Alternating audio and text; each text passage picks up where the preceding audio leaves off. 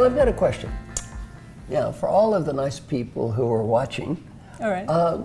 what are some suggestions you would have to help them do a good job designing their own lives? So for all the people who are listening to us, there are 4 steps, and they're really simple steps. Okay.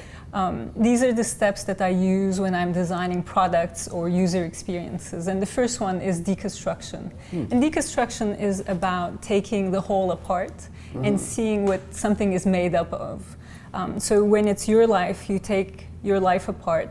It's this big, dense subject. And yet, if you look at its basic building blocks, and there's family, there's work, there's hobbies, there are all sorts of things.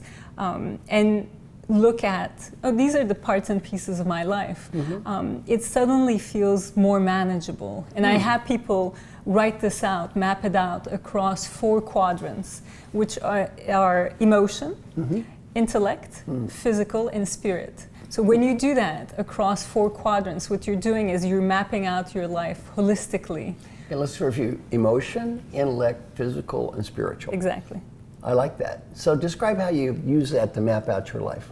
So emotion is everything that goes through your heart. So how do you feel about something? Okay. And these could be good or bad. Okay. And then intellect is everything that goes through your mind. It's all the intellectual process. And this could be about how you learn, how good your memory is or not. And then the spirit are all those things that are the universal truths, the intangibles, like loyalty, trust, love of sharing.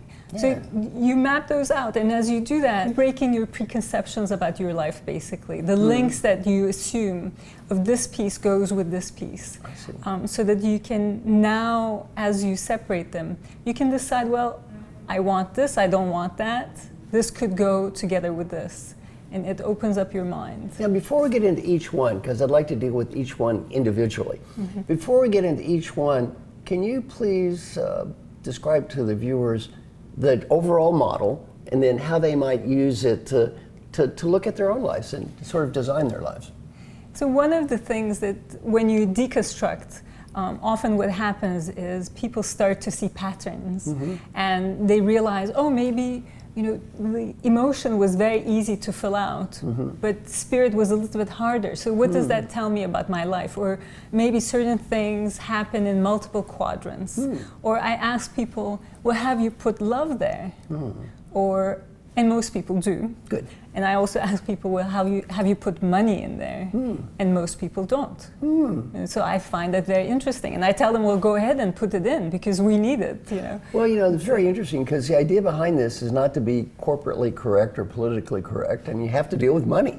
It may not sound as glamorous as dealing with love and spirit and emotion. It's part of life, though, so it's a good point. I think it's a means to an end. Exactly. And probably that's why people don't think about putting it in there. Yeah. But then, we do.